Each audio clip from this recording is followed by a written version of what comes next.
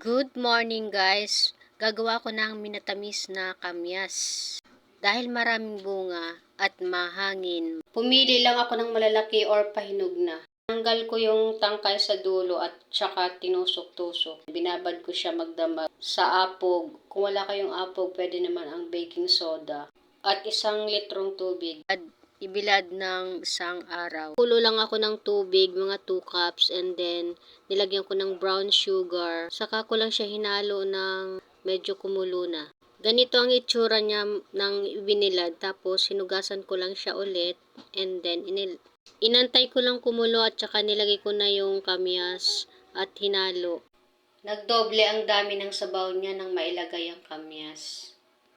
Dinagdagan ko lang ulit siya ng white sugar and vanilla. Antayin lang natin ng mga ilang minutong kumulo. Pwede rin ito guys, mga pang negosyo. Naalala ko ang lola ko. Lola ko ang mahilig magluto nito. Minatamis na sampalok, kamyas, saging. Kahit anong minatamis, marunong siya. O ayan.